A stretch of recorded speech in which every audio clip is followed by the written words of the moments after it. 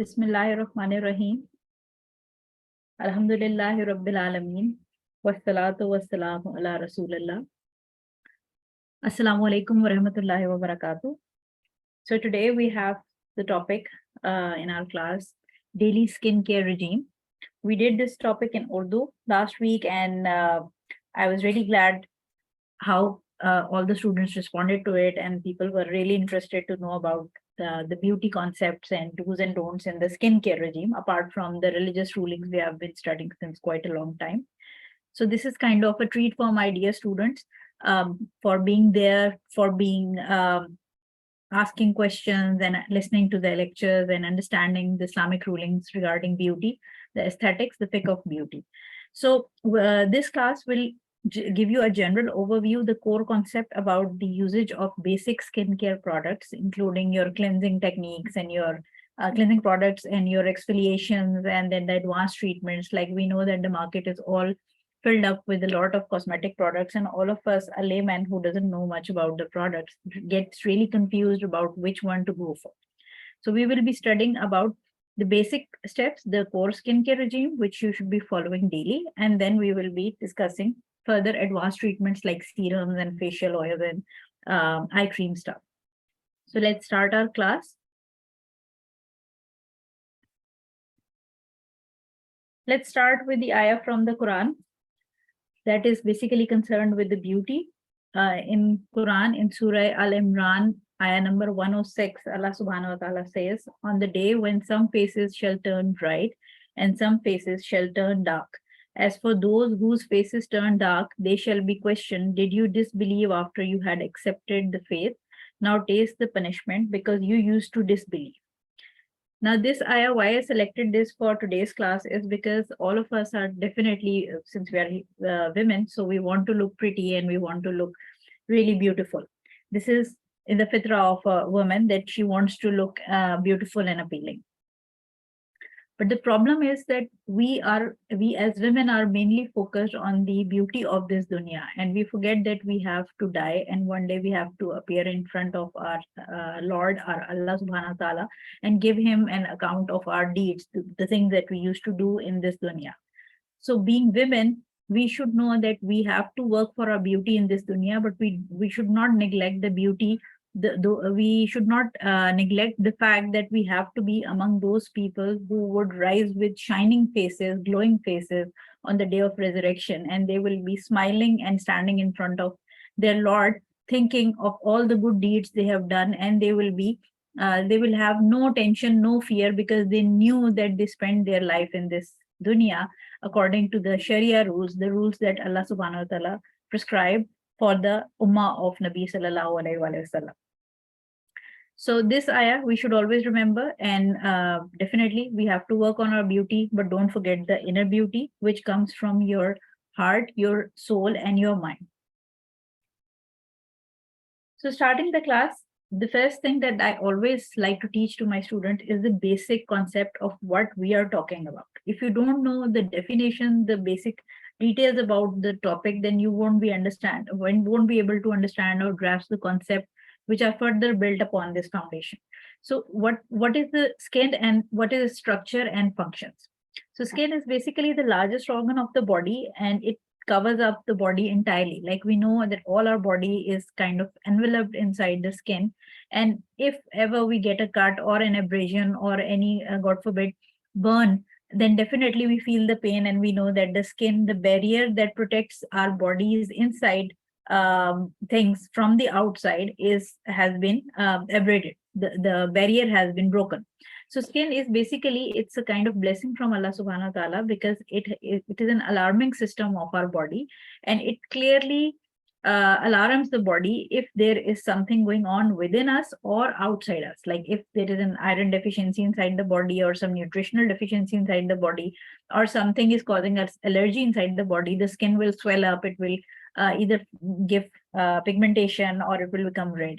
Similarly, if something outside is bad, like in case of environmental pollution, or in case of sunburn or such conditions, we know that our skin immediately responds by turning red and then black, and it shows that you are having a high exposure of UV rays, or there is something wrong in the peripheral environment. So that's why skin is basically the largest organ, and it is a kind of an alarming system that God has given us to take care of our internal and external affairs of the body. Now, if you look at this diagram, this seems to be a complex diagram, but let me explain it to you very in a simplified way. It is composed, the skin is composed of 3 layers. You can see this is one epidermis, dermis, and the third one is hypodermis. So this white and pink layer, this one is epidermis. This is the first and the outermost layer of the skin. The skin that we touch actually is this epidermis, right? Then the next layer is dermis. It's starting from this curves and all the way down here up till here. This is dermis. And then the third layer is the hypodermis. Below hypodermis, we have some fat tissue, and then below it is our muscle. So always remember, when we are talking about the beauty, we are just concerned about epidermis and dermis, and we do not discuss much about these hypodermis or subcutaneous tissue, because this is the area where main nerves and arteries supplying to the skin or draining the skin are located. So we have nothing to do with the hypodermis in case of beauty, but this is important when it comes to clinical dermatology. So you can see that epidermis is this, and in the dermis, you can see this is the hair. This is the hair that we all know that we have hair, fine hair or thick coarse hair, depending upon the area of skin we are focusing on. This is the root of the hair. When you accidentally pull your scalp hair out, you can just see a white tip. This is basically the tip, the root that has come out when you pluck your hair from the scalp. This structure is called sebaceous gland. You can see this is oil gland. The oil glands are basically responsible for producing sebum, the bad kind of oil. Like it's a notorious oil. If it produces a lot of sebum, this gland, then this results in formation of blackheads, whiteheads, and acne. So the oily skin people are really fed up of this gland, although this gland does serve a lot of good purposes as well, because it keeps our skin very moist and it prevents the dehydration and other problems which usually dry skin people encounter. So sebaceous gland, you can see, is directly attached to this hair follicle, and this duct which is draining the sebum does not open directly into the skin, but its mouth open with the hair. So we know that with this diagram, we can understand that the sebaceous gland, the sebum, the oil producing glands, do not open their ducts, or their outlet opening is not directly into the skin. They always open with a hair. That is why, since we do not have any hair on our palms and our soles, that is the main reason that we do not have oil producing glands, and we do not produce oil on our palms and soles, because Allah subhanahu wa ta'ala knows that we have, as humans, we have to walk on earth. So if there is oil under our soles, we will slip and fall. Similarly, if we have oil in our hands will not be able to perform the work or perform the grasping movements of the which are definitely a signature of the hand muscles. Now this is the sebaceous gland. Here. This is sebaceous gland. This is another gland which is in a cluster form, and you can see the duct is directly draining outside on the skin, instead of being like a sebaceous gland which needs a hair to bring this the secretion from the sebaceous gland out into the skin. This gland produces its secretions and throws them out directly into the on the surface of the skin, and this gland is called as sweat gland, sweat pore or sweat gland. So that is why we have sweat glands on our palms and soles, but we do not have oil producing gland because we do not have any hair. So now you know the difference, that all the body has sweat glands, all the skin of the body has sweat glands. So that is why your palms and your soles sweat as well. But not all the parts of the skin of the body has hair, and that's why they do not have sebaceous gland attached to it as well. This muscle, small muscle, you can see, is called erector pili muscle. This muscle is responsible whenever you feel cold or whenever you are in fright, fear, or fight mode, which is like emergency situation in the body. Then we see that our, what we call as goosebumps. So the hair, the small hair on the body, they stand up, because this muscle is under autonomic nervous system control, which is a system of nervous system that is not under our control. It's like automatically, it works automatically. It's involuntary system and we cannot control it. So this muscle is attached with the hair, and whenever we are feeling very cold or we are fearful about something, or we are in a fighting stance, the hair on our body stands up. Just like we have seen the cats fighting, we know that when the cats or animals start fighting, their hands, their hair are all, they stand up and they become fluffy, very like they want to increase their size. So this is just a general concept that I wanted you to have about the basic structure of skin. So always remember the basic beauty concerns, primary beauty concerns, almost 90% concerns are in epidermis, right? And only a few things work in dermis, which includes aging products and the anti-aging things. So the function of skin, we have the function it provides are of protection. Obviously, the skin protects our body from the outer bacteria and dry air and different problems. It also is responsible for sensation, because if a spider is moving over our hand, we know the spider is there because we can feel it. So our skin is responsible for the sensation. It also regulates heat, because obviously the sweat gland that I have shown you is responsible. Whenever our body heats up, the sweat gland start producing extra sweat, and it regulates our internal body temperatures to keep it at the normal level. It also is responsible for excretion, because the sebum and the sweat that we produce also excretes toxic materials which are harmful for the body, and so it serves for the purpose of excretion. It is responsible for secretion. Secretion means it produces lipid bilayer, it produces sebum, which keeps our skin moist. And that's why we need these kind of things to keep our skin healthy and protected from various bacteria and external stimulus. Similarly, absorption. It is another function of skin. There are a number of different anesthesia patches which are available now, which are pain relieving, and they are applied over the skin, and the skin gently absorbs the drug from that patch and transfers that medicine to the blood, and thus causes anesthesia effect. Similarly, the different types of serums and different types of creams that we apply on the skin, their skin absorbs them and supplies the nutrition to the lower down muscle or whatever, the analgesic creams and other balms that we use.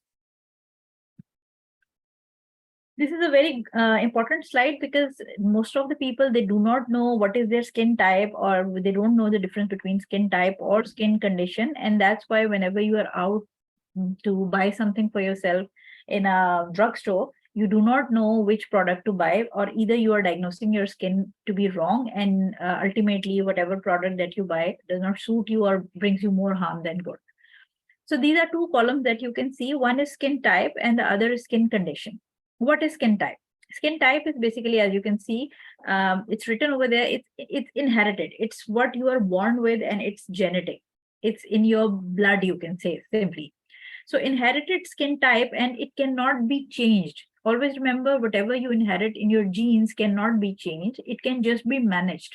So if, God forbid, somebody has a genetic disease or genetic level, the thalassemia or such kind of disease, they cannot be treated. They can just be managed. So similarly, skin type is what you are born with, and it can be managed. It cannot be treated.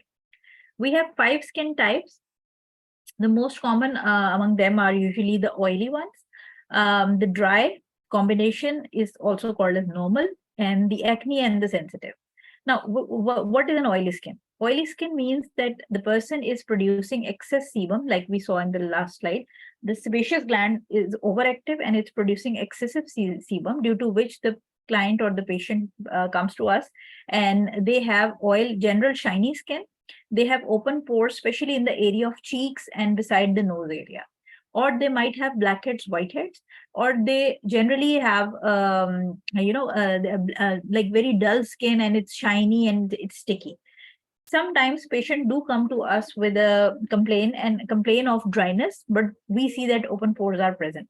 So we generally ask them about just one question: where do they see the oil when they wake up in the morning? So the oily skin person will say that I have oil all over my face when I wake up in a summer day. We're not talking about like very cold winters, but usually in the normal spring and summer, these patients usually tell us in the history that when we wake up, we have oil all over our face.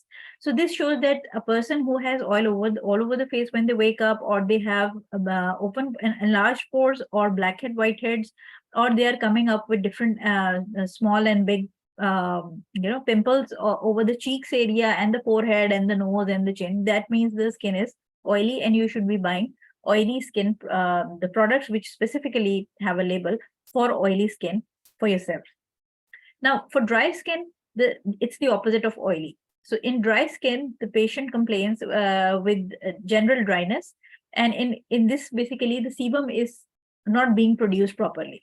The sebum production is very low, due to which the patient comes with dryness. And when we ask them about this morning question, that where do you find the oil when you wake up in the morning, they say we don't have any oil in the morning. The skin is generally dry even at night. Even if we apply moisturizer before bed, when we wake up in the morning, the skin is dry. So for those patients, they have to buy products which have a label of for dry skin. The third category is combination and normal skin. Both are the same. If somebody says they have a combination skin, that means it's a normal skin.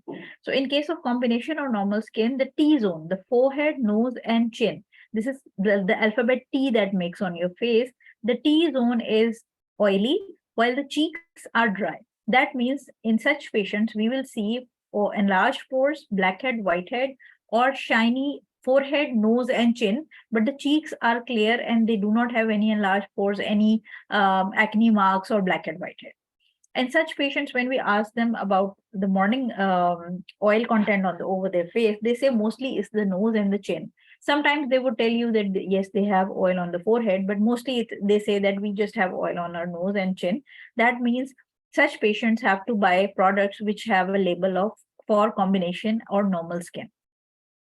In case of acne and sensitive skin, now you will see that in the next, this block, I've written acne and breakout and sensitive and sensitized.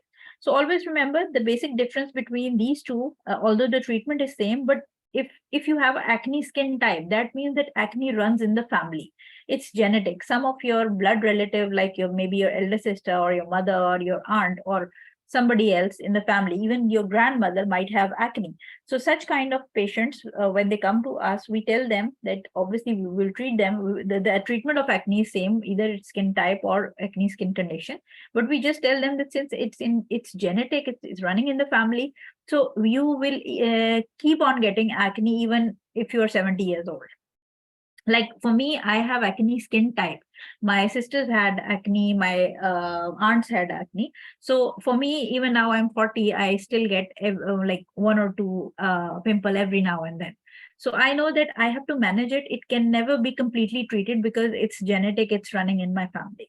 Similarly, for sensitive people, the patients who come up with sensitive skin type are those patients who tell in their history that they have a sensitive skin ever since they were born, ever since they were young. Whatever they used to apply, it would create a problem. It would cause them burning, itching, or would irritate them.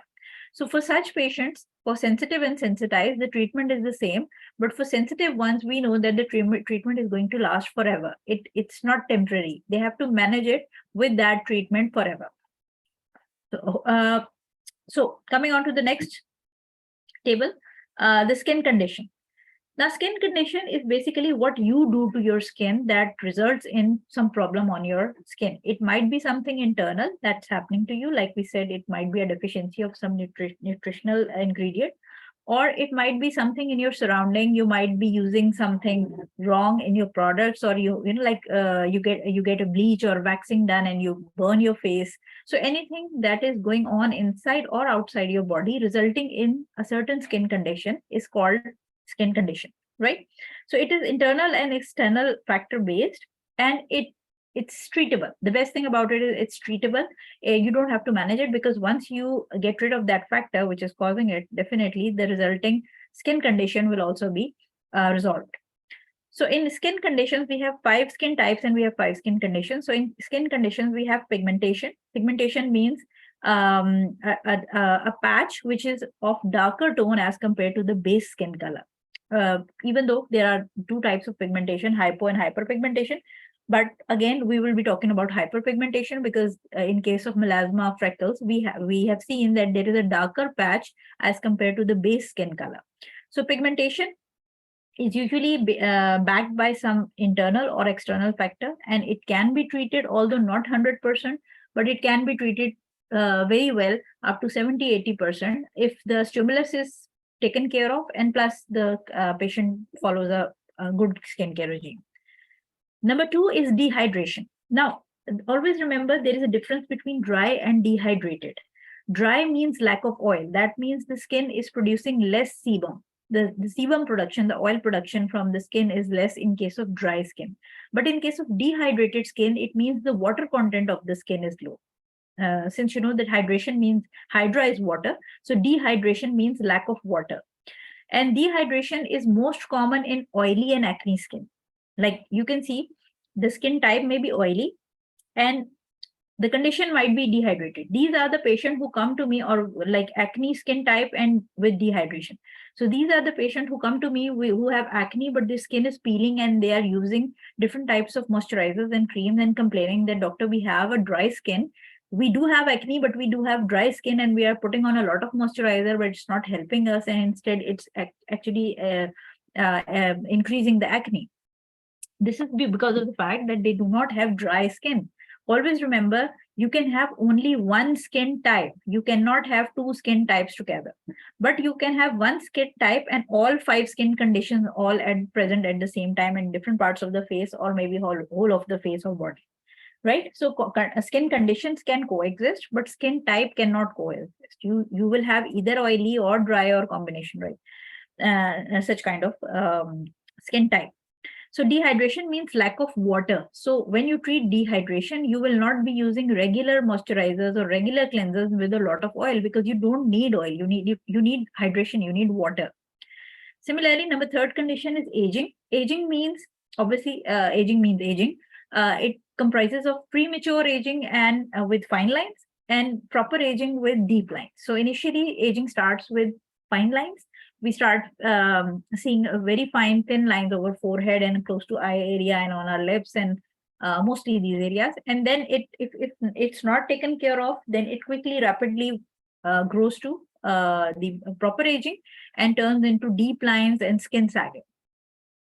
Similarly, in case of breakouts and sensitized, we know that I just told you that in case there is something hormonal level problem going on inside the body, such as PCOS, in case of polycystic ovaries, the breakouts, the acne is temporary. And if you treat the underlying cause, the acne will be treated. Although the treatment for acne as skin type and acne as skin condition would be the same, but the treatment tenure will be different. In case of skin type, we will tell the patient that you have to take care of your acne for the rest of your life. It will come and go. But in case of skin condition, once you find out the basic problem that's causing that acne, and you give the treatment to patient, and you get rid of the cause, then definitely the breakouts will go away. Similarly, in case of sensitized, these are the patients who say that they went for vacation and they got sunburn, and now their skin is very sensitized. So this is simple. They went for vacation and they did not use sunblock, or they probably have used a very high SPF sunblock, which has caused them tanning or sunburn. And simply, it's a temporary problem in case of sensitized. So knowing your skin type and condition would make it easier for you to buy the products off the rack. Now let's jump to the core skincare steps. What are core skincare steps? These are basic skincare steps that need to be done on daily basis and helps get rid of maximum problems we come across on day-to-day basis. I'm personally a big fan of basic skincare regime. The reason being that if you follow your basic skincare regime, you will actually get rid of almost 70 to 80% of your skin problems. Most of the people are focusing more on the advanced skincare regime and neglecting the basic skincare regime. And that's why their advanced products, although they are very expensive, but they are not giving them any results. So always remember, it's just like I say that if you pray and you offer your salah, if you forget your first salah and you offer your nafil salah, the nafil salah is useless unless you offer your first ones. So similarly, core skincare steps are useless. The advanced skincare steps are useless unless you focus on your core skincare steps, because these are the basic ones. These will be making the foundation of your skincare. And once you have a good foundation, you can always build a long tower over it. So there are 5 steps: double cleansing, exfoliation, toner, moisturizer, and sunblock sunscreen. We will study them in detail now. Usually I personally jump or skip the toner in my skincare regime because I personally don't like it. But again, this is as a part of the regime, you should use it most of the people have their personal likes and dislikes. I personally am very interested in cleansing, and I really take good care of my cleansing routine. I do use exfoliation, moisturizer, and sunblock, but toner, I'm a bit, sometimes I skip, sometimes I use. So double cleansing.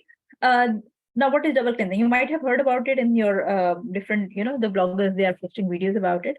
So cleansing your face twice with the cleanser of two different sorts in order to get the intended result. What does that mean? It means that when we come from outside, even though if we do not have applied makeup, we usually have put on sunblock or any moisturizer, or might be, the face powder, or even if you've gone out with a bare face, you return with some pollution, with some sebum, some sweat, and some dust all settled over your face. So always remember that when you have this problem, like you go out and you come back, and that oily thing is formed, a layer of oily stuff is formed over your face, then the problem is that you try to remove it with a water-based cleanser, right? Always remember there is no difference between a cleanser and a face wash. The real difference is between a makeup remover and a cleanser. The cleanser and face wash is the same thing. Most people think that a cleanser is something to remove makeup with, and it's probably something that you should remove with a cotton or a tissue paper. And then a face wash is something which is foamy, and then you just wash your face. So always remember, cleanser and a face wash is same thing. The basic difference is between a makeup remover and a cleanser, because makeup remover or oil cleansers basically are something which are oil based. And what simple rule in the chemistry is that oil dissolves oil. So when you come from outside and you have a layer of oil on your face, this oil layer cannot be dissolved or removed with water. You will have to remove it with oil, right? So that's why there are different oil-based cleansers available in the market, and there are different makeup removers available in the market. So double cleansing means that the first step has to be an oily cleanser or a makeup remover. You remove your makeup or your dirt or whatever cream or something you have applied on your face.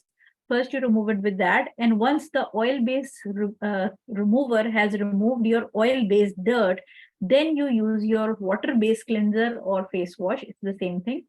And you wash your face, right? So double cleansing means, in simple terms, if I explain you, it means cleaning your face with the makeup remover, and then following it up with your face wash. This is simple double cleansing, right? Now, types of cleansers. We know that basically there are two types of cleansers. One is, like I told you, makeup remover or oil cleansers. These serve to remove the top oily layer by emulsifying oil with their dual property based molecules. Most brands, always remember, I prefer you not to use face wipes, because most of the brands who sell these makeup removing wipes have alcohol in their wipes, and alcohol, apart from the religious things, we will talk about it inshallah in the next class.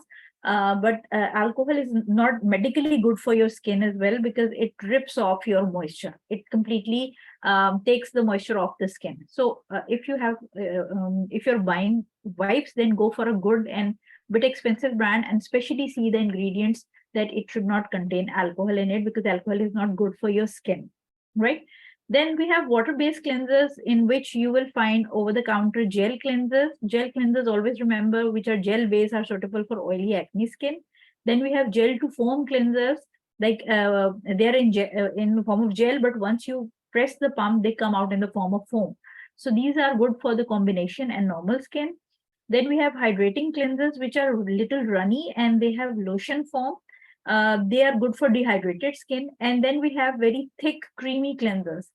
The thick, creamy cleansers are usually used for dry, aging, and sometimes for sensitive skin. So the consistency of the cleanser can clearly tell you which cleanser goes with what. Like, you will never use a gel-based cleanser on a very dry skin, because always remember, gels are primarily meant for, with a few exceptions, like if there are few brands that I know, and I'm a personal user of those brands, which have gel-based anti-aging cleansers.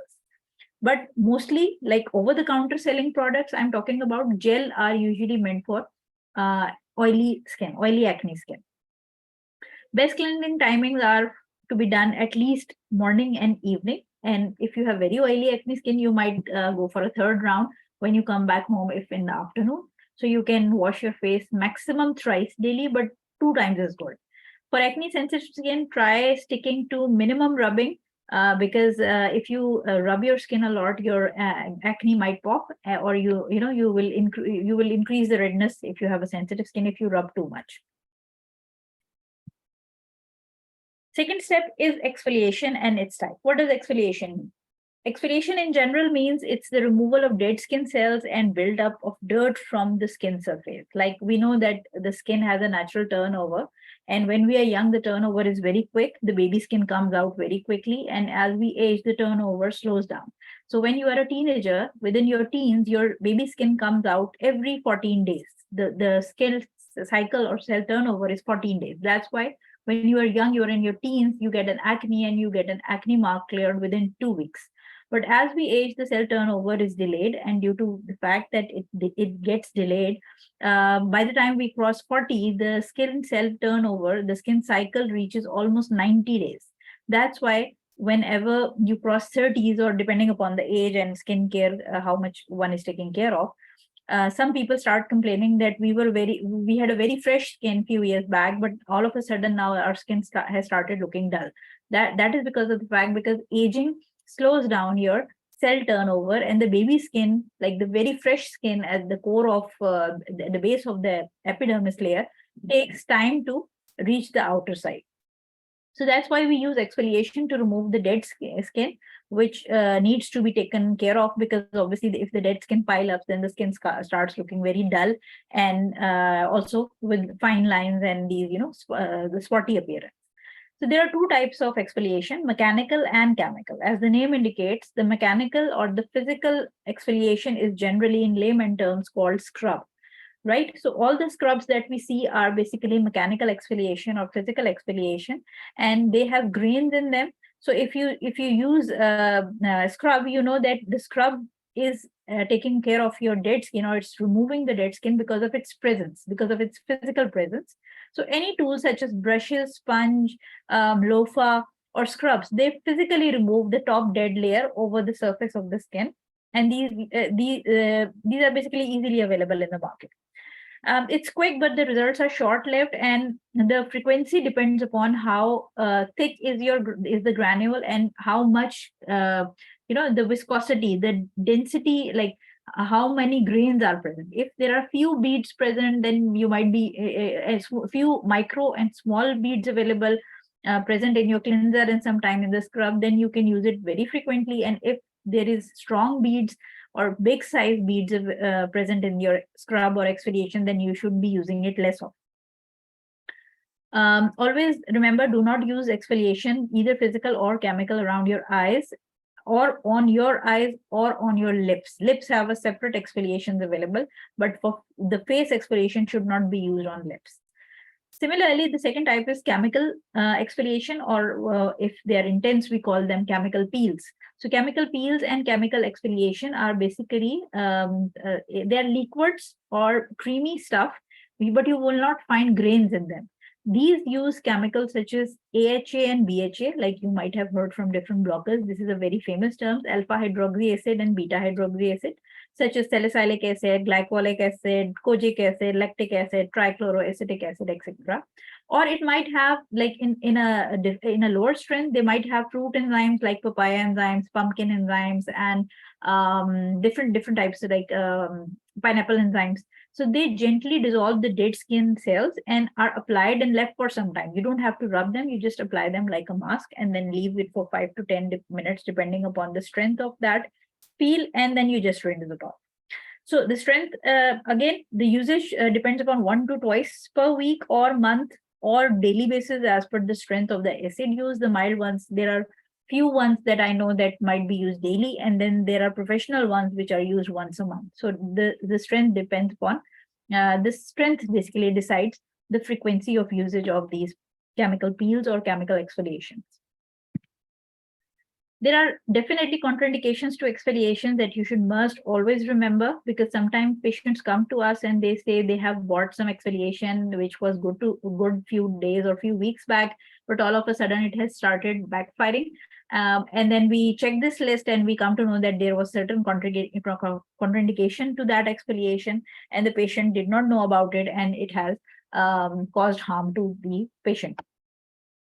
So the first thing is the sunburn. Sunburn, Hayat is saying, can you please explain fruit enzyme again? Fruit enzymes are basically the chemical enzymes which are derived from fruits such as papaya, pumpkin, and pineapple, and some other ones, but these are the most famous ones. And when you apply these fruit enzymes over your face, like enzymatic peels, they are mostly called, with certain fruit name attached to it, fruit enzyme peel or enzymatic peel. And what they do is that they simply just sit on your skin, and I don't know how many of you have ever cooked meat with a papaya, like raw papaya applied to it, but it is used as a meat tenderizer.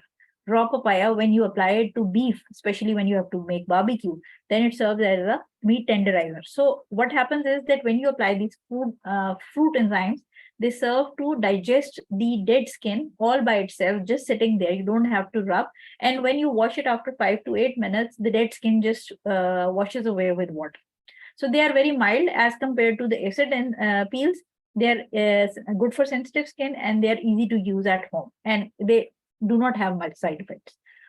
So contraindications to exfoliation is sunburn. If you have sunburn, don't ever do any physical or chemical exfoliation. If you have eczema or skin disease such as psoriasis or any other problem going on, do not use any exfoliation. Similarly, for sensitive skin, now there are few exfoliations available in the market which specifically states that they are meant for sensitive skin. So you can use those exfoliations, but try avoiding until unless doctors prescribe, or somebody whoever really sensitive skin have used it, or you have done a patch test. In case of breakouts, avoid the physical or mechanical scrubs and exfoliation because they will pop your acne and obviously will spread it more. Then overdoing exfoliation is very important. If you have professional exfoliation that you have brought from some friend at salon, and you are that professional exfoliation is supposed to be used once a month, and you are using it once a week or every other day, then definitely you are over exfoliating, and this will make your skin really worse, and it will make your skin really sensitive to everything. So do not over exfoliate. Similarly, if somebody has cuts or abrasion like broken skin, do not use exfoliation on that.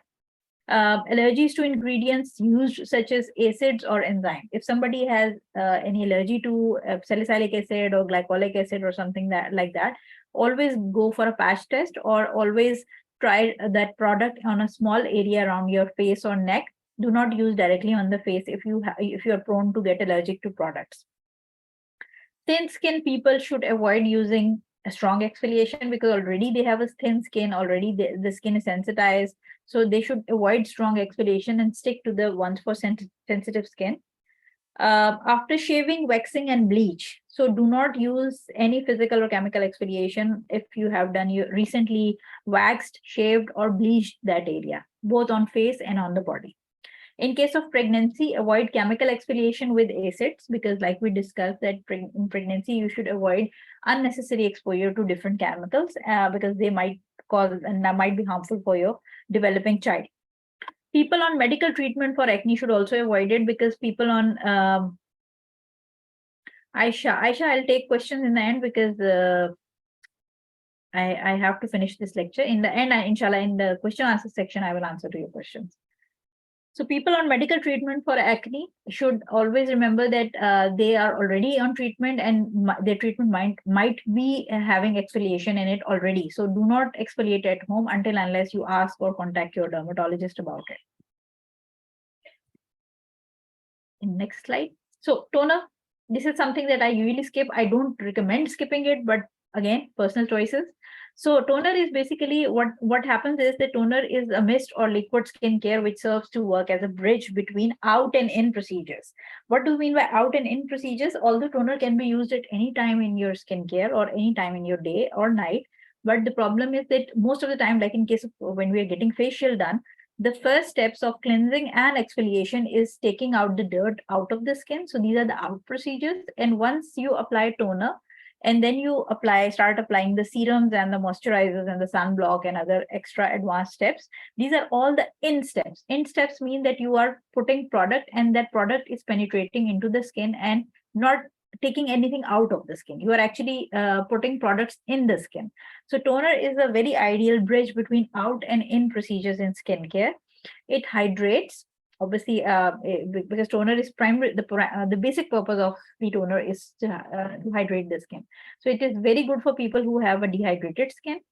Then there is the one function is pH balance, which is pH. Obviously, those who have studied science know that everything in the chemistry has a pH. So pH of the skin is basically acidic, and the toner helps to keep the pH of the skin balanced and towards the acidic side after all the rubbing and scrubbing we have done. The products applied after the toner are used in lesser amount with a deeper penetration. So toner is, in general, most of the people think that toner is meant to shrink your pores, but toner does not do that. Toner is basically meant for hydration. It's meant for balancing the pH. And whenever you have applied toner, and while it's still wet and you apply the next product on it, your serum or your night cream or your day cream, the product applied is used in small quantity, the lesser quantity is used, and the product penetration is deeper when the skin is hydrated and wet when you have applied toner on it. Similarly, individual qualities of the toner can serve as a supportive therapy, like we have separate toners for oily skin and then sensitive skin and for dry skin. There are different range of toners available in the market. So the next product is the moisturizers. Moisturizers, simply, we know that ever since we were very young, like as far as I can remember, my mother, even though she did not know much about the skincare, but she used to have a soap. In that time, soap was used. There was no concept of face wash, but soap and a moisturizer. These two things have been used ever since we were very young, and we have seen that our mothers and grandmothers have been using something to moisturize their skin. So moisturizers are products used to add moisture, either it be oil or water or both, to the skin. They can be classified into day cream and night cream. This concept has been recently introduced, the day cream and night cream concept, because now women are more time compromised and they do not have time to layer up multiple things over their face, because obviously everybody is busy. So now the concept of night cream and day cream has been started to include multiple things in just one bottle. So this depends upon the percentage of water and oil and different functions that the cream is serving for day and night. In general, apart from day and night cream, we have different moisturizers available in the market on racks, which are water-based, oil-based, or 50-50. So in case of water-based, all those moisturizers which have a label saying water-based moisturizer, they're specifically meant for oily acne skin and is completely water-based. So what they do is basically they're very light and feather finish. They have no oily residue. They are not sticky, and they won't give you extra shine, because people with oily skin are very concerned about the extra shine on their skin, and they're mostly gel formed. Similarly, oil-based face wash or oil-based moisturizer or moisturizers which have a special label on them with written on them with cocoa shea butter or such kind of moisturizer with added vitamin E. These are ideal for dry and aging skin, right?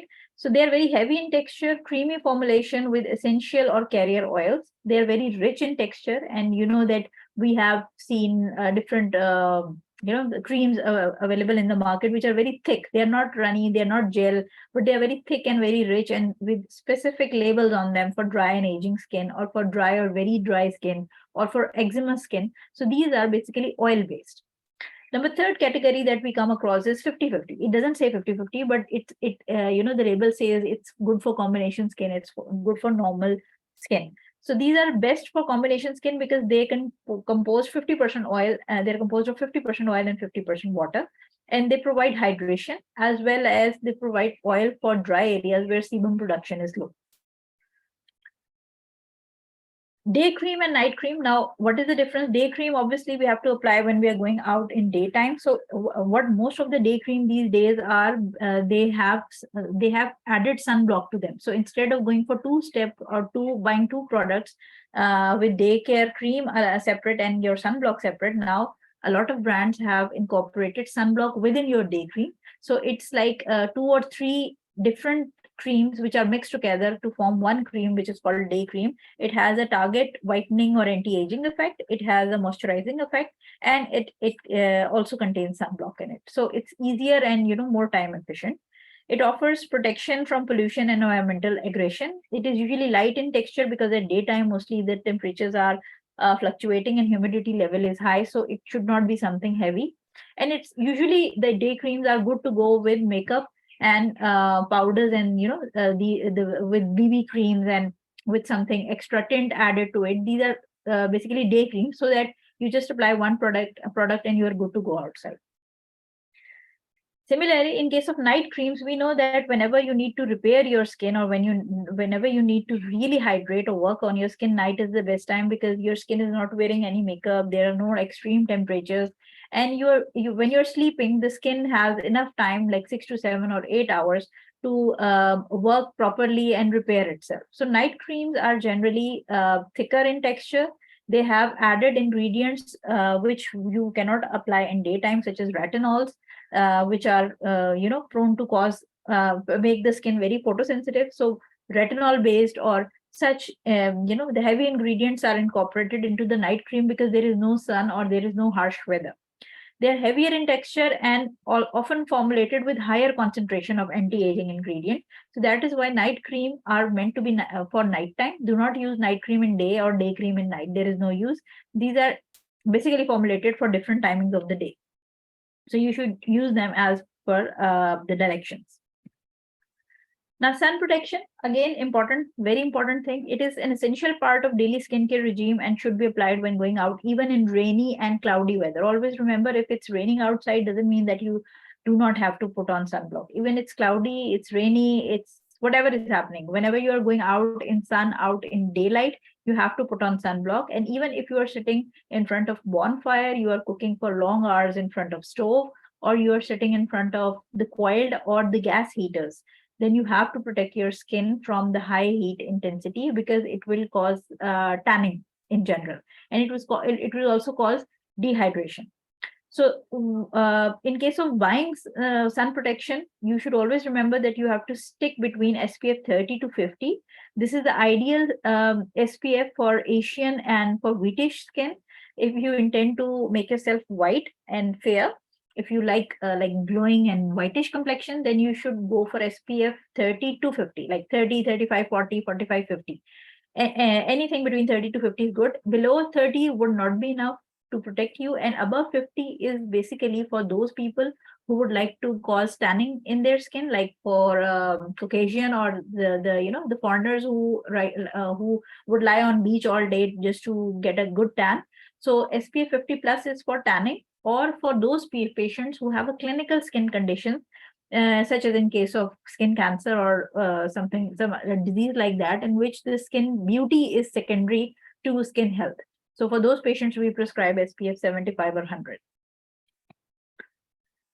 So this is a bit technical. We'll just go through it quickly. The basic difference between a chemical sunscreen and a mineral mineral usually is called sunblock. So chemical sunscreen and mineral sunblock is basically different in two perspectives. The difference is, in chemical sunscreen, you just apply it and you have to wait for at least 15-20 minutes and then you can go out in sun. It's a chemical, it's transparent, it does not give any color, but it takes 15-20 minutes to form its layer and protect you by absorbing in the skin. In case of mineral sunblock, this is what most of the time, if somebody watches cricket match and or some, the outdoor matches that we see, football and other sports, we see that sometimes the player have applied a whitish layer or green or yellow layer on their lips or close to their cheeks or sensitive areas. That is basically a mineral sunblock. So mineral sunblock is generally whitish or chalky in color, and it protects by forming a layer over the skin, which serves like a mirror. So when UV light falls on your physical sunblock or mineral sunblock, it immediately gets reflected back. So mineral sunscreen or mineral sunblock has an added point, although it's chalky and it's whitish, but it has an added point that you can simply apply and go straight out in the sun. You do not have to wait for 15-20 minutes for it to form a barrier and protect your skin. And Aya from Surah 3, just a reminder, we created man in the best design. Allah subhanahu wa ta'ala says in Surah 18, ayah number 4. We created man in the best design means that humans, no matter how they look, no matter how they are, where they are beautiful. They are a perfect creation of Allah subhanahu wa ta'ala, and we should never forget this, and we should always be thankful for what Allah has given us, because Allah speaks to us and He said that He has created us in the best of our forms. So do not forget that everyone is beautiful and everyone is lovely. Do not try to fit in the criteria created by other men around us or women or the societies around us of an artificial beauty. Always trust that no matter how you look, you are beautiful. Now, advanced skincare steps. These are the steps, like I told you, in case of like Salah, we have sunnat and, the sunnah and the nafils. So similarly, the advanced skincare, if I can, just compare for the sake of making it easy for you to understand, advanced skincare steps are basically kind of nafil. So if you do not offer your pearls, there is no point in offering, taking care of your nafils. So similarly, if you do not observe your core skincare regime, there is no point in buying expensive products for your advanced skincare steps, because they will not help you. They will not really work, or they might work initially, but as soon as you stop using them, they will you will come back to the previous stage. So these are the steps that can be included depending upon the skin's need after being regular with basic skincare steps. Advanced levels will not bring expected results if, like I told you, if the basic skincare regime is not taken care of. So it usually includes target treatments. We have serums, we have masks, eye creams, lip balm, and some miscellaneous stuff like random ones. Always remember that eye cream, lip balms might be can be included in your basic skincare regime if you have specific eye or lip problems coming up. Because if somebody has a good skin but they have problem with their lips, definitely they will start using some lip balm or something to help their lips. Now, target treatments, what are they? They are basically advanced products which are meant to be used for specific reason only as long as the problem is not resolved, such as in case of patients coming up with the melasma or pigmentation or fine lines or sensitized area on certain part of the face. Then we give them target treatments. Target treatments have a very high potency of effective ingredient, and it is meant to be applied only on that area where there is problem. It is not supposed to be applied on full face or elsewhere. And there is a prescribed time for applying it, like it may be applied in night only or daytime or nighttime. The dermatologist will advise you about it. And also the quantity matters. Sometimes we have to, in case of patients coming up with pigmentation, we have to advise them with strong ingredients, and we specifically ask them that you have to apply a half pea size amount on the area to be treated. And if you apply more than that, it will really ruin your skin. So the targeted treatments are those treatments which are specifically meant for certain period of time for a certain condition and applied to in a certain amount over a certain area on your face, the problematic area. These treatments might include treatments for freckles or melasma, for acne spots treatment, for even the acne, the zits every now and then people who get it. So the target treatment is applied just on the acne. For fine lines or deep line creams or repairing balms in case of a sensitized portion, such as sometimes people get cracked corners of lip, corners around the mouth. So we advise them specific treatments for applying around the mouth, or if they have some, problems with the eyes or cuts in certain areas. So we give them a repairing treatment just to be applied in that sensitized area.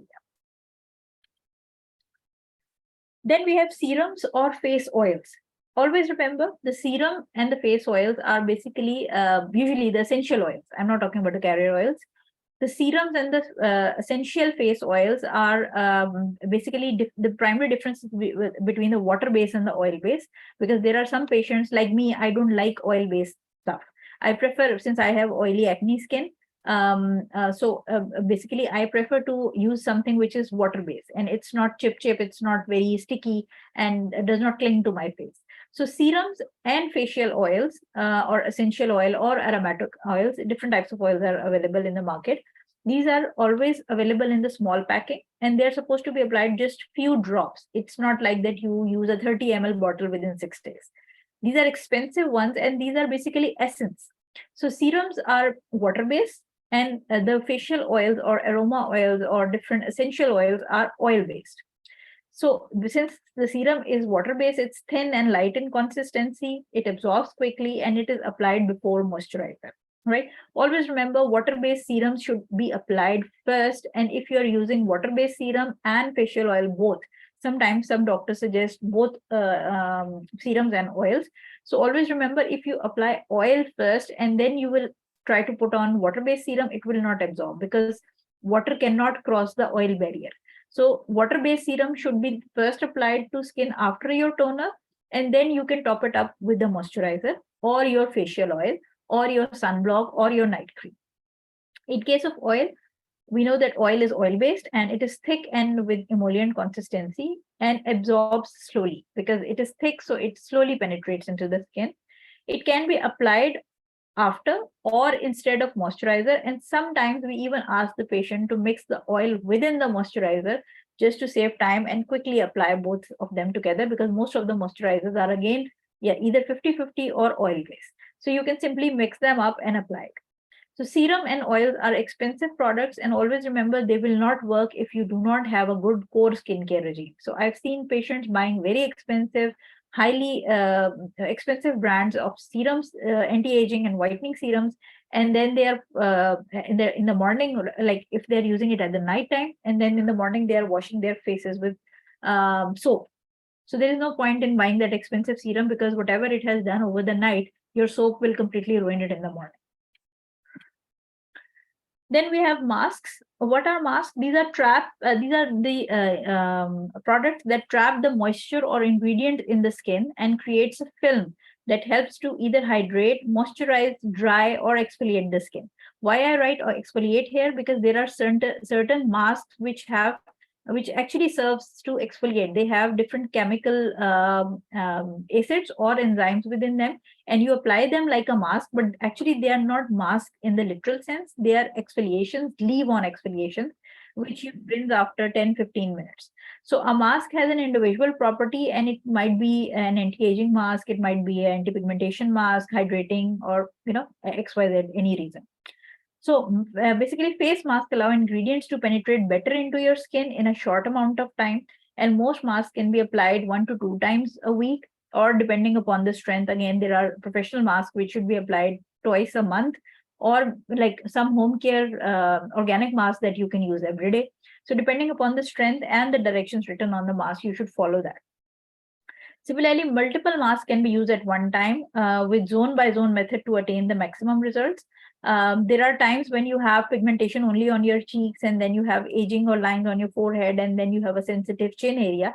So what you can do is, if you especially you are using the products very nicely and you know what does what, so you can just apply mask zone by zone. So you apply an anti-aging mask on your forehead, and you can apply the anti-pigmentation mask on your cheeks, and then you can apply the anti-sensitivity mask on your chin. So you can use the product zone by zone in case of mask, and it really helps. So eye creams, as the name indicates, that these are moisturizers that are specifically formulated for use on delicate skin around eye area. Always remember that eye area does not have much of the sebaceous gland, since there are no hair found around the immediate eye area. And you know that sebum needs fine hairs, at least at least the peach fuzz that we say. Hair without that, the sebum cannot come out on the skin, because you know that it does not have any duct that is opening directly on the surface of the skin. So that is why whenever we give any vitamin C based product or any oil control product, I specifically tell my patients not to use it around eyes and lips. Any whitening cleanser, any whitening product, or acne product, or any resurfacing product you are using, do not use it around your eyes and lips, because both the eyes and lips do not have enough moisture or sebum producing glands that will keep your skin hydrated or moisturized or protect you. That is why the eyes and lips become sensitized very quickly. So since we know that we use eyes all the time by constantly blinking, and when we focus on laptops or on the screens in dim light, when we work on laptop for long hours, so the eyes are prone to get dark circles, puffiness, fine lines, wrinkles, crow's feet, etc. So we have different creams in the market which will help to work against fine lines, crow's feet, puffy eyes, dark circles, sensitive eyes. And then we have some daytime eye creams which have SPF and shimmer in them, which will serve, the shimmer serves like a mirror and it reflects back light, and thus it helps conceal the dark circles. Then we have some new set of products which are coming up for puffy eyes, and they're like creams in bottles or tubes which you apply in very thin layer around the eye in the puffy areas of the eye, and when it dries, it stretches that loose skin and makes your puffy eyes look better. So again, such kind of eye creams are available. These are best to be used in combination with your basic core skincare regime. Otherwise, they will not really help. Eye creams with retinol should be avoided in daytime, as we know that retinols or tretinoin or any vitamin A derivative, including retinol and retinaldehyde, will cause skin sensitivity. Similarly, vitamin C based creams should always be avoided around eye area, because it's like applying lemon to your eyes, which will cause burning and will sensitize the skin around your eye area. Lip treatments. A lip treatment is basically lip treatment is something that, since we are in winters and all of us are facing problem with our lips, it's really dry and chappy, and sometimes people come with cuts and bruises, especially the skin is peeling, or there is very much dehydration in the lips area. So lip treatment is, I would say, it becomes a core skincare step in winter especially. It's a treatment which has intensive products that helps replenish and moisturize lips. And sometimes these are products which can be used overnight. Then there are now different types of lipsticks and lip balms available which have a tint in them, and then they have SPF in them. So lips products are really growing at a good pace, because lips are being taken care of and people are more conscious of lips as compared to, like, if we say 50 years back or 25 years back, people did not really pay much attention to the lips, but now lips are in the limelight. So there are also some lip exfoliators available in the form of lip balm or lipstick shape, which have sugar granules in them. So in case you have chappy skin, or you have dead skin accumulated on your lips, or you are feeling that your lips are getting dark, then you can try these lip exfoliator, which are made usually with cocoa shea butter and with sugar mixed in them. Even you can try something at home by mixing very fine granular sugar mixed with the cream that you can take off from the fresh milk. So you can just gently exfoliate your lips, and it will moisturize, because the lips really get dry very quickly. So you have to exfoliate along with the moisturizer, so that once you exfoliate, the lips should not become very dry. So we have different kind of products available in the market. You just have to be very careful when you buy lip treatments. You should always be careful with the fact that the quality should be good. Even buying the lipsticks and the lip linings, you should be careful that they should not get expired.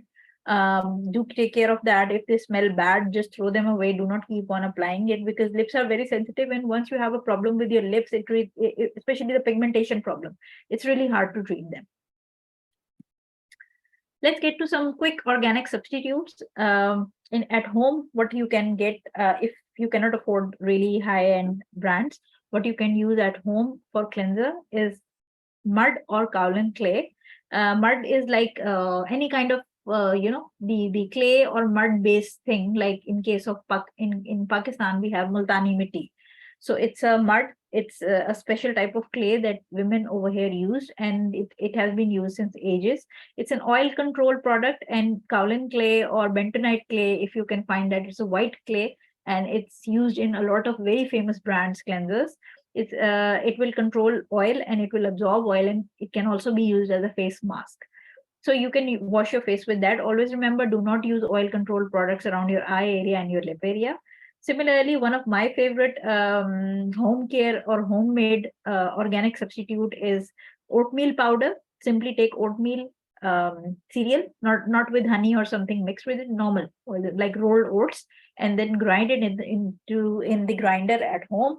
And you can use that powder. Just keep it in a glass bottle in your washroom, and you can mix it with water, or you can mix it, if you have dry skin, you can mix it with fresh milk, or you can even mix it with the dry milk powder with water. So you will form a very good anti-sensitivity, anti-aging, whitening, and moisturizing cleanser all in one. right? But oatmeal powder is not good for people who have very oily or very acne skin because it's really moisturizing. A lot of products that you have seen in the market for eczema patients have specifically there's a specific label on it that with oatmeal extract. So oatmeal has a general tendency of vasoconstriction. It relieves redness and it relieves itching. And if, God forbid, somebody has a facial sunburn, or even after waxing or bleach, if you feel that your skin is really burning, you can simply take that oatmeal powder, mix it in cold water, and apply a mask over your face and neck. It can also be applied on your lips and eyes because it will be moisturized. Gram flour is called besan ka atta. So gram flour is good for acne. Again, in India, Pakistan, it has been used since ages for oily acne skin. So gram flour is good for acne. Dry milk powder again is a very good substitute if you cannot afford a very expensive whitening cleanser. You can use a dry milk powder. Simply mix it with water, cold water, and you can use it over your eyes and lips as well. It's good for whitening because it has lactic acid in it. So lactic acid, like we know that it's a alpha hydroxy acid, which is moisturizing in nature.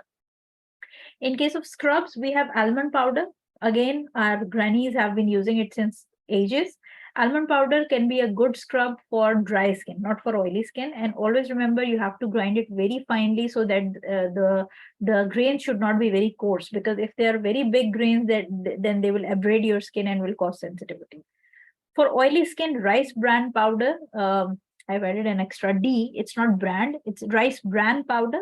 Rice bran powder is simply, you can just soak the rice into the water overnight and just drain the water and then make a flour out of it. So it's very fine granular, and a lot of very famous brands use rice bran powder because rice has phytic acid in it, which is natural whitening ingredient. So it's very good for oily skin. That can be used as a scrub on alternate days for oily skin, just mixed with water.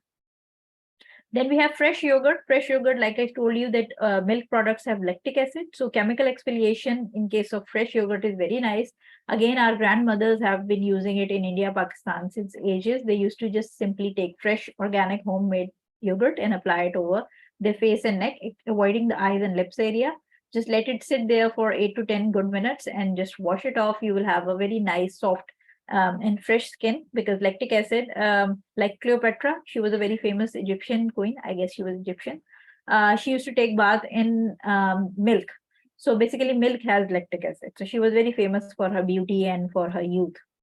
In case of toner, we have fresh rose water. Avoid buying the fresh rose water from the market because they usually do not have any kind of rose in it. They are just using rose essence, just the fragrance is there. So if you're really concerned and you want to make your own toner, go out and buy some good fresh organic rose petals, and then just wash it a bit so that to get rid of dirt, and then boil in water such that the water is boiled to a level that it becomes half of its original amount, and then drain and use it in a spray bottle by keeping it in fridge. Then we have moisturizers. A wonderful moisturizer is aloe vera jelly, which is again a plant that is mostly found in everyone's home here. You can simply take a leaf, cut it and peel it and take the jelly out, just blend it a little, and you can just mix a bit of rose water in it. Or if you have an oily skin, you can mix a few drops of lemon in it, just a few drops. Do not add a lot because lemon has ascorbic acid. So ascorbic acid will again cause sensitivity and peeling if you add too much of it, or it might burn your skin as well. So aloe vera jelly for all skin types, it's very good. It's soothing agent. We know that we have different bottles of aloe vera jelly coming in by different brands, and it's good as a soothing agent or as a moisturizer. Also, fresh milk or cream can also be good for dry skin. So in case somebody has very dry lips, like I told you, they can simply simply apply daily at night time the fresh milk cream over their lips. It's yummy, and if you eat it, that's okay. It's halal. So it will not only moisturize your skin, but also if you have dark skin on your lips, then you can use lemon peel powder or orange peel powder, just a pinch of it. Do not use a lot because it will cause burning or it might cause sensitivity in the lips, but just a pinch of it mixed in the organic dairy cream, and just apply it over your lips and go to bed. Similarly, extra add-ons could be honey for, in your mask or in your cleanser, although it's very sticky. And since I have oily skin, I don't like using honey on my face. But if somebody has dry skin, they can add it to your face mask. For dry and aging skin, it's very good.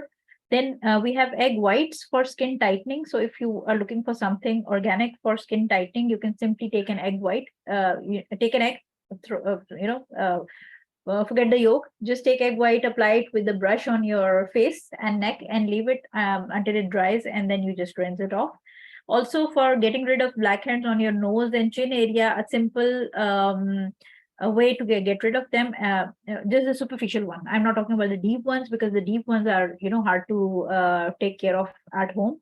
So for superficial blackheads, whiteheads, you can just simply do is you can apply with a brush egg white over your nose, and then once it's wet, then you top it up with a strip of tissue paper, then again layer it with the egg white, then again layer it with a strip of tissue paper, and one layer of egg white, then one layer of tissue, then again a layer of egg white, then again a layer of tissue, and then top it up again with the egg white. So 3 layer of egg whites and 2 layer of tissues, and let it dry. And then once it dries, it forms a nose strip for blackhead removal, and you just simply peel it off. So it will take care of your superficial, like the loose blackhead, whitehead on your nose or chin.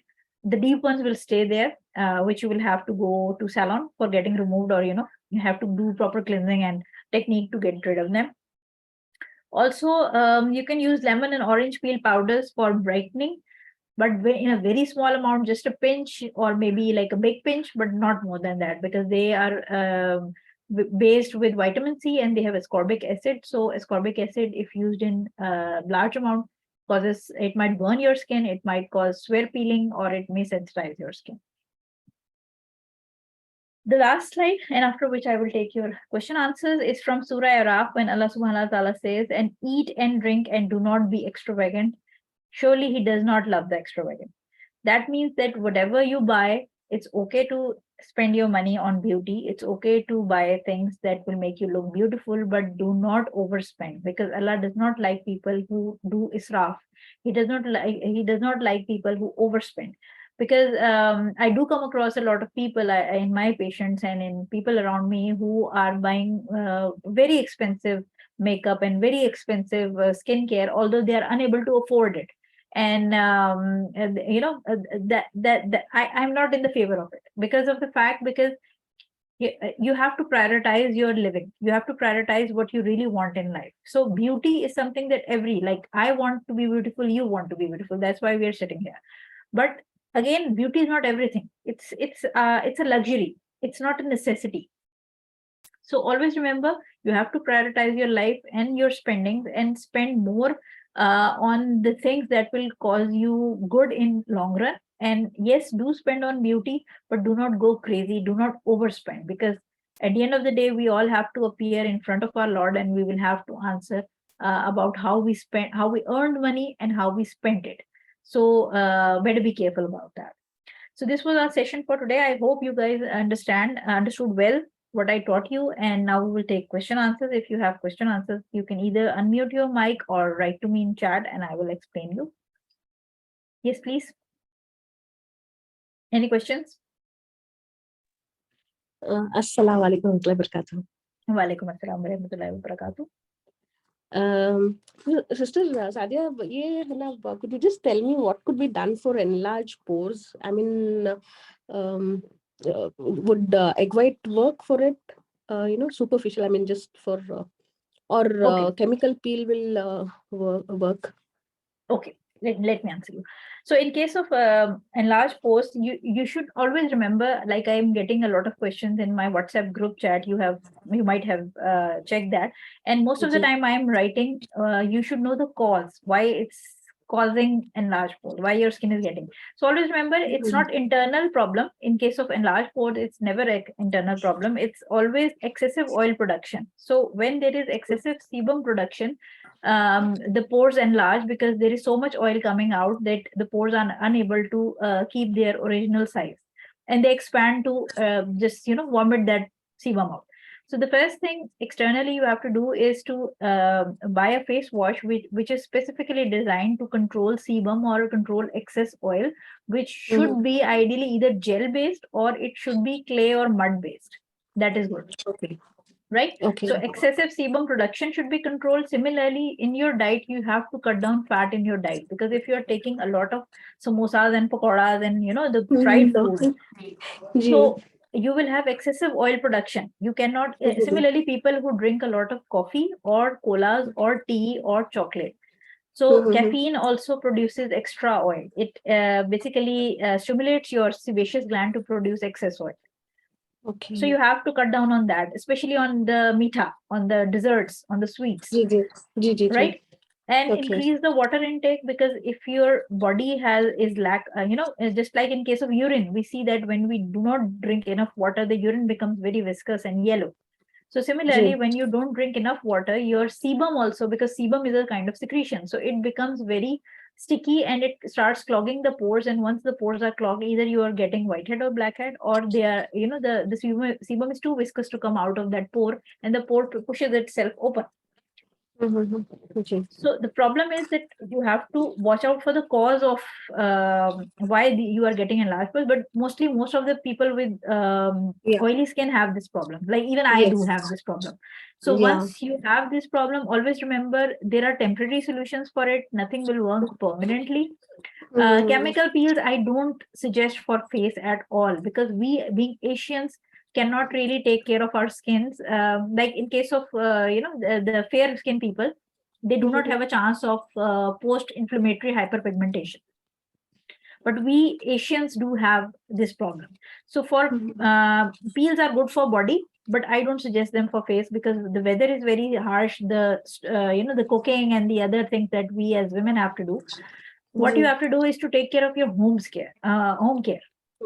Do not rush into procedures, because whatever procedure you will get done, it will be temporary unless your home care is good. So I do advise a few of my patients for Frexel laser, that is a laser resurfacing. But again, the point is that if your home care is not good, you'll get the laser done. It might temporarily shrink your pores, but the pores will come back because there is excessive oil production. So you have to find out a solution which is treating the core issue, not a temporary solution. One last question is, usually around the nose, we get veins. Is it because of thin skin? It might be due to multiple reasons, because it might be due, these are spider nevi, which are basically, the skin, it looks like a spider, like a, cluster of veins. So it might be due to thin skin. It might be generally genetic due to sensitive skin. It might be due to some internal factor with blood pressure related issues or some other internal problem.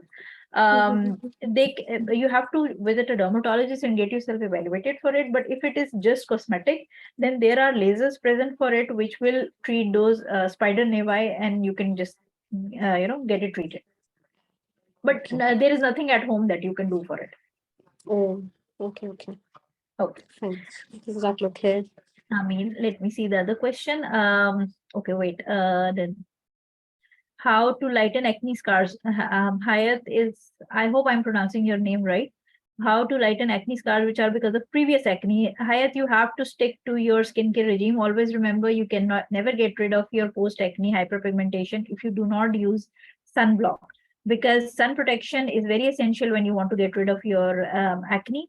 Also, you can apply, again, the point is this, that you have to check and visit a doctor. But if you want to buy something over the counter, apart from your regular skincare regime, you can add vitamin C serum to your skincare regime. It will help serve to lighten or depigment your patches. Do not use it around eyes and lips. So the two things that are important in your case would be using a sunblock with SPF 30 to 50, and using vitamin C serum could help you. Alia Asadi says, how to reduce pregnancy stretch marks. Alia, pregnancy stretch marks should be taken care of ideally in the pregnancy when you're getting them, because the collagen and elastin in the skin is breaking due to excessive extension of the stomach, especially, or of the body areas. So the best thing to do is to, one thing that you should know is that stretch marks are genetic. So if your mother had stretch marks, you're more prone to get stretch marks. And secondly, in case of stretch marks, while you're getting it, you have to use any body moisturizer, but mix vitamin E capsules in it. Or you can get yourself a vitamin E based moisturizer, body moisturizer, and you have to apply that. But in my personal experience, I don't see much of solutions for the stretch marks, which are very old. There are different treatments that are advised by the doctor, including microneedling and microdermabrasion, and then a few other things. But I haven't really seen them going away once they are old and they become, silver. But once they are pink or purplish, they are new, and that is the time when your vitamin E or when your treatments could really work. But if they're silver white, then they don't really go away. Tessin says, Doctor, what's the treatment for psoriasis other than corticosteroid treatment, as it can't be used for long term? Tessin, unfortunately, the problem is that psoriasis is an autoimmune disease, and all the autoimmune disease where your own army, your own white blood cells are killing your own skin. So you have to use an immunosuppressant treatment. Usually what I do for my patients is that I don't prescribe them pure steroids, because steroids do have their side effect. I usually ask them to get a mixture made from a pharmacy, where I get the steroid tube mixed, one part of that steroid mixed with 3 parts of white petroleum jelly, so as to dilute it, so that the best thing, the good effects of that steroid can be achieved, but the side effects can be lessened, they're reduced because of the dilution. Again, depends upon the level of psoriasis. If you have like a very extensive area which is being affected by psoriasis, then oral steroids or injectable steroids are given.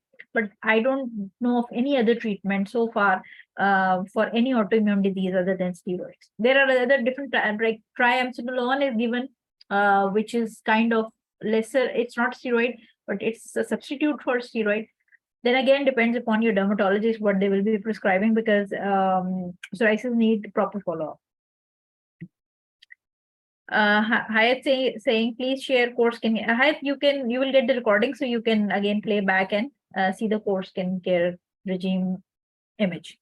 Aisha says, which brand would be best for vitamin C? Aisha, depends upon, again, I will not answer you for brand, because like I told you in the last class, in Urdu class, I just told my students that when you ask me for a brand, especially for vitamin C and for the halal things, it's really difficult, because there is a wide variety of products available. And since we are conducting a class at international level, and there might be a brand that is available in Pakistan, but might not be available in UK, or in a USA based brand might not be available in Australia.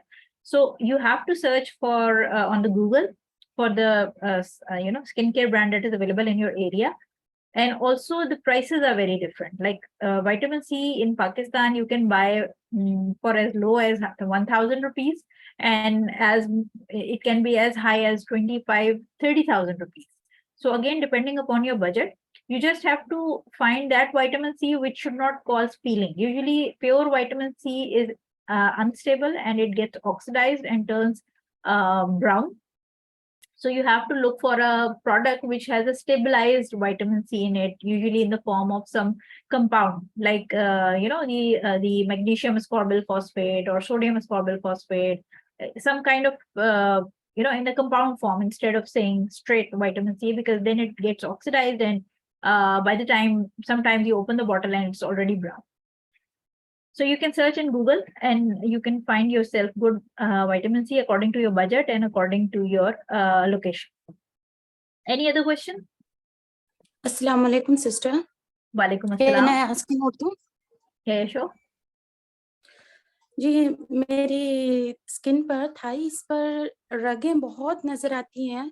बहुत साल से मोटी और बारीक रगें भी बहुत clear होने नजर आती है, जैसे कि स्किन ट्रांसपेरेंट हो गई हो, ऐसे नजर आती हैं। और बहुत साल पहले मैंने गायनी को बताया था, उन्होंने कहा कि कोई प्रॉब्लम नहीं है कहा, मगर जब आप देखती हूँ मैं दूसरे जगह भी रगें नजर आ रही हैं और फेस पर भी बारीक रगें नजर आ रही हैं। आपका रंग गोरा है? जी नहीं, मीडियम है मेरा। ओके, ठीक है। सॉरी कौन आपका नाम प्लीज क्या है? नफीसा। ओके नफीसा, प्रॉब्लम ये है कि अगर आपको बारीक रगें नजर आ रही हैं तो उसमें एक major issue, let me answer you in English so that other people can understand as well. So the problem is the sister is asking about fine capillaries, or the red, again the spider nevis kind of, or very fine capillaries appearing on her thigh area and on the face area. Mostly it's because of the fact that the blood supply to the skin is increased, or the complexion is very fair. In case of fair people, it's evident, or in sometimes there is some obstruction in the internal veins of the area. So the veins are obstructed and it is causing a peripheral, the collateral development of blood supply, which we call as, the collateral blood supply is being developed to bypass that area. So what I would suggest is that since gynecologists don't know really about this stuff, so I would suggest you to visit if it's causing you problem. If it's just a cosmetic problem, then forget it. It's not much of a problem. But if you have pain in that area, or if you are feeling some kind of swelling in that area around your thighs, or your, the bikini area, if you're pressing or you find some lymph node or swelling in that area, or your knees hurt or your thighs hurt, or there is, swelling. So you should visit a general physician and he will see if there is some problem with your blood supply in that area, which is causing a collateral circulation being developed.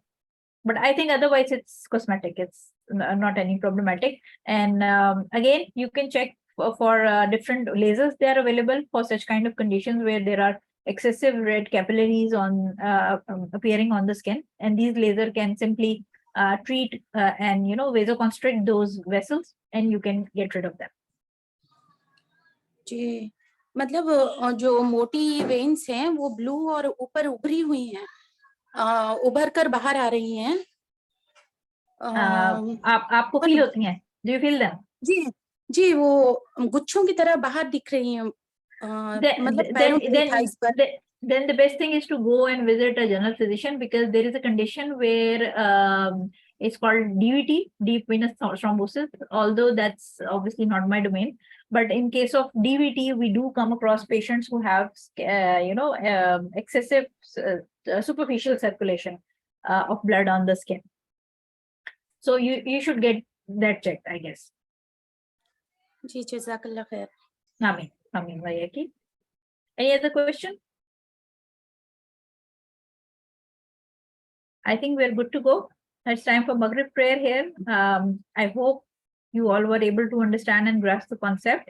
Again, always remember there are skin conditions and skin problems which are secondary to the basic something going on wrong inside the skin, inside the body. So always visit a doctor and see what he or she says. Because most of the time we are neglecting things which are going on inside our body, and we only respond to things which are going wrong on the skin. So for example, if somebody has a thyroid or some other diabetics, and these people, they have problems with their skin. So do not treat the skin condition only. Look for the cause of the skin condition. Look for the cause that is causing the skin problem, and then treat the cause. Because once you treat that cause, automatically the skin lesion or skin condition will automatically recover. So do visit a doctor and get yourself checked. The last sister who asked about the question, because it's better to get yourself checked instead of getting into something that will be painful or that will be hard to treat later on. Thank you all for listening and attending the live class. Jazakallah khair. Inshallah, next week on next Tuesday, we have class for pick of nails in Urdu. And we will be talking about a lot of good stuff in it. We'll be talking about the halal nail polish and acrylic gel nails and the tahara, and the very important controversial topics which everybody wants to know the rulings of Sharia about.